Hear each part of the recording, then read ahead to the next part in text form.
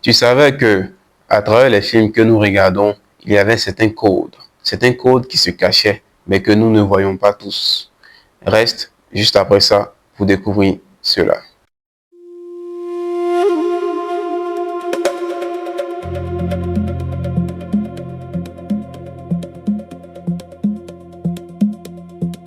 Je suis Johnny, bienvenue sur ma chaîne Johnny Auteur.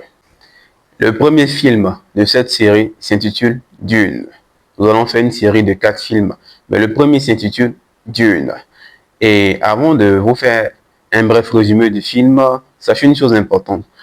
Les codes que nous voulons explorer par-dessus tout, c'est le code de l'impérialisme. Nous rentrons dans le vif du sujet. Dans Dune, qui est une série de probablement 3 films, le premier sorti en 2021, le second en 2025, donc la suite viendra naturellement.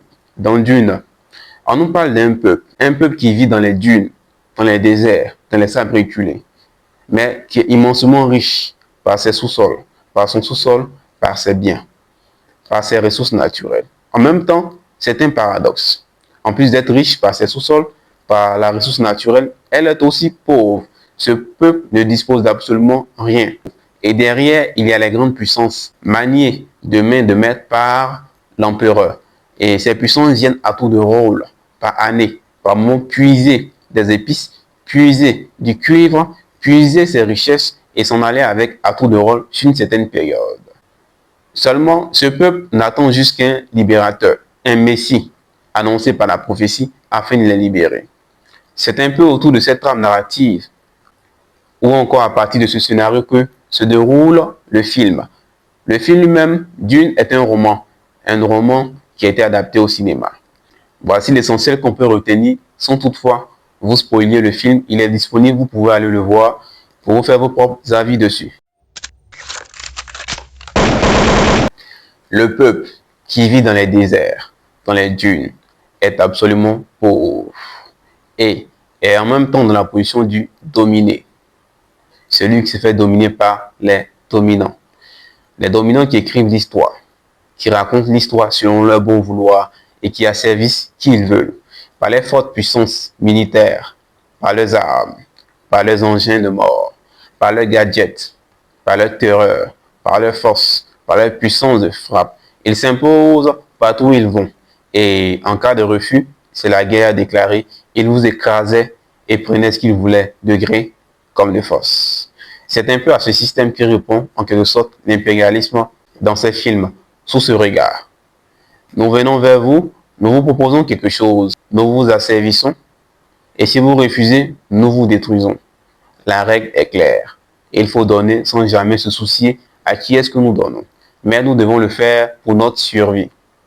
Dans ce film, vous verrez bien un peu l'arsenal nucléaire ou encore l'arsenal ou les engins de mort dont dispose chaque peuple qui venait extraire des cuivres ou encore de la richesse que détenait ce peuple des dunes. C'est un peu autour de cela que tournent les premières esquisses de code que vous ignorez sur l'impérialisme. Et ces éléments sont factuels. Ces éléments dans le film montrent clairement qu'il fallait obéir ou mourir, que vous n'avez pas le choix. On vous maintenait dans une pauvreté et vous n'étiez pas leur égal. Vous étiez leurs subalternes, leurs vassaux, c'est-à-dire leurs esclaves.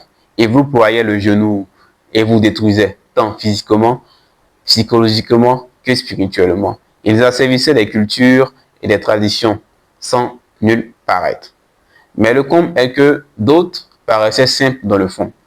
D'autres, parmi ces dominants, paraissaient plutôt humains, simples, courtois, gentils. Mais il n'en était rien. Dans le fond, tous répondaient aux mêmes critères. Venir puiser, piller et repartir.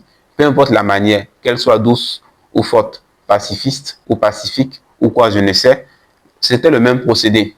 Venir de manière violente ou de manière saine, rien ne changeait. Le but était d'obtenir ce que nous voulions. Et dans Dune, ce regard était mieux posé. Chaque élément dans ce livre qui a abouti au cinéma montre clairement ces choses, montre clairement l'impérialisme sous d'autres formes. Mais les codes sont vraiment très fins. Et avoir l'œil avisé peut vous permettre de détecter telle chose à tel moment. Parce qu'à travers leurs paroles, il s'agit d'apporter leur culture, leur civilisation. Quelle culture apportez-vous? Le Messie, la venue du Messie, celui qui doit libérer ce peuple ou ces peuples endormis pendant longtemps, pendant des générations, pendant vraiment longtemps. Ce peuple qui rêve de devenir grand, de retrouver ses lustres d'antan, ce qui faisait sa force, sa grandeur et sa valeur. Mais il faut que tout parte d'un départ. Et ce départ n'était autre que le Messie.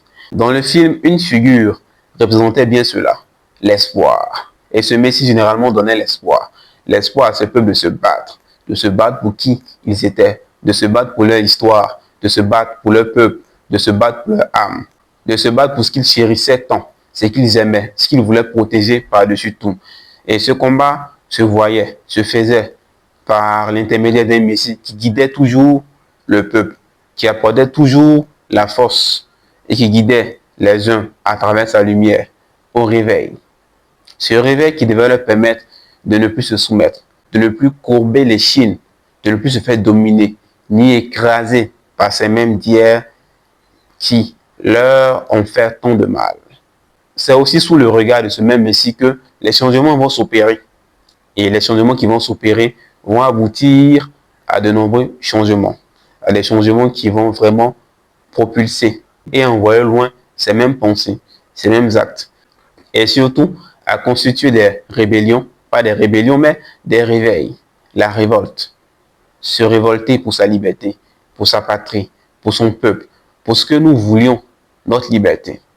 Rien n'était aussi plus ardent, plus cher que la liberté. Rien de tel. Tout peuple, tout le monde aspirait à la liberté. Et cette liberté était le début de tout, le début de toutes les grandes grâces. Et ce combat en valait la chandelle, en valait la peine. Il fallait surtout se battre pour réellement atteindre ce que nous voulions. Sinon, nous serions toujours écrasés, diminués, vilipendés, animalisés, humiliés et même effacés à travers l'histoire. Il fallait se battre pour toutes ces raisons et encore bien plus pour notre histoire, pour notre devenir, pour nos générations futures. Ce film, en le transposant à travers notre réalité que nous vivons au quotidien, ces mêmes choses se répètent, peu importe l'endroit, peu importe le lieu. Et précisément, ces mêmes puissances se répètent, ces mêmes puissances ont ces mêmes figures, les mêmes codes d'agissement, les mêmes choses sont toujours pareilles. Les mêmes façons de fonctionner existent dans la vie de tous les jours, seulement que les jeux de rôle changent. En ouvrant les yeux, en regardant avec un regard avisé, en ouvrant mon troisième œil, pas celui des yeux, mais celui de l'esprit, vous percevrez ces détails dans la vie de tous les jours, comme je l'ai dit tantôt. Et vous verrez réellement ces codes, cette façon d'agir, cette façon d'embellir les choses. Mais derrière une figure, une comparaison a le lieu d'interpeller. Cette comparaison se situe à un point précis. Celui qui est dans la position du dominant, a tout à sa charge, c'est-à-dire toutes les armes qu'il faut, a une puissance de frappe incommensurable. Il a une puissance vraiment inégalable. Par contre, le dominé se résout toujours à ployer les chines, à être faible. Et c'est surtout au niveau du dominé qu'il y a toujours les divisions, que ce soit les divisions de communauté, de religion, de mentalité. Et beaucoup de divisions sont sémées ou cermées à travers eux, sont cermées dans leur cœur, dans leur âme, dans leur vie, dans leur peuple, depuis des lustres. Et ce même poison ne fait que les diminuer et les diviser. Voilà pourquoi même l'union, une fois faite, parfois ça va être compliqué pour affronter le même ennemi commun. Mais avant tout, tout part du réveil. Prendre conscience dans le monde dans lequel vous viviez. Prendre conscience de ce que vous viviez au quotidien. Prendre conscience de ce qui vous arrivait. Et chercher des solutions en attaquant le mal. Pas n'importe comment, mais à la racine. C'est en attaquant le mal à la racine que vous pourriez réellement savoir de là où vient le problème. C'était une brève esquisse, une lecture analytique du film Dune que nous venons de voir. C'est une réflexion posée. Et quand je dis réflexion posée, c'est juste une façon de voir la chose que je vous ai présentée. En regardant le film ou encore cette série de films, vous pourrez faire votre propre analyse, votre propre critique, votre propre réflexion et aussi élargir les horizons du possible. Et si la réflexion n'est pas figée et on se prend dans les commentaires, n'oublie pas de partager la vidéo, de t'abonner, de liker, de partager. Surtout, dis-moi ce que tu en penses dans les commentaires. Ciao, ciao.